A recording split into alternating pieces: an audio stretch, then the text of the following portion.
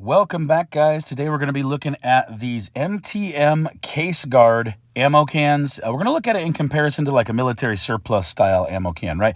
Now, in fairness, one's plastic, one's metal, but still, they're pretty similar in size.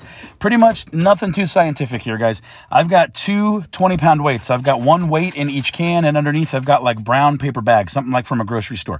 I chose that brown paper bag because, as we all know, when that gets wet, it turns very dark immediately, right? You can see when it's wet. Let's seal both of these up.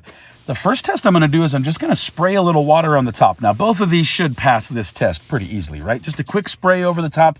Tried not to favor one or the other. Tried to just kind of get them evenly.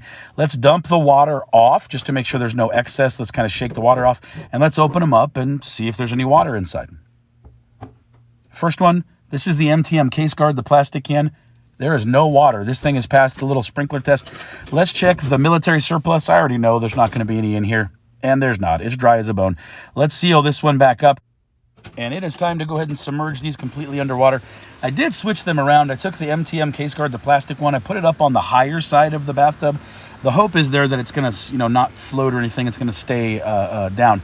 But yeah, you can see the water level rising here. Guys, I have no doubt that this military surplus one is at least going to be more water repellent than the MTM Case-Gard one. But I'm just curious, like how water repellent or how water resistant the MTM Case-Gard one is here.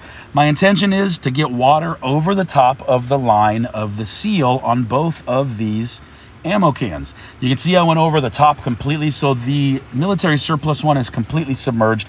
The MTM Case-Gard is actually starting to float even with that 20-pound weight in there, and I am seeing some bubbles come out. Guys, this thing has been underwater.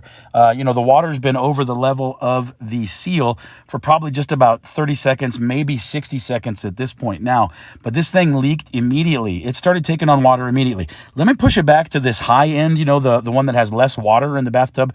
I'm wondering if, because the weight is like pulling the bottom of the can down and then the air is maybe like deforming the top. I'm not sure.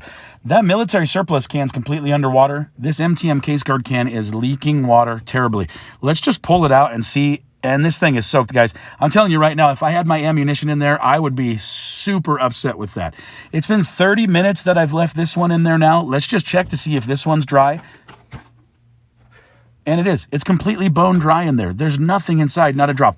Let's put it back in and let's give it about another 30 minutes, so about an hour total, and let's just see what happens. So it's been about an hour now total. Let's pull it out and let's see what we have.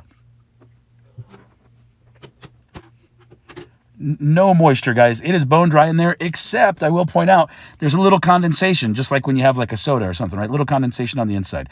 Long story short, when we're comparing these two cans to each other, it is a no-brainer. The military surplus is the clear winner. They cost pretty similarly, about $10 to $15 each. But for the price, guys, if you're actually trying to keep your ammunition dry, military surplus is the only way to go.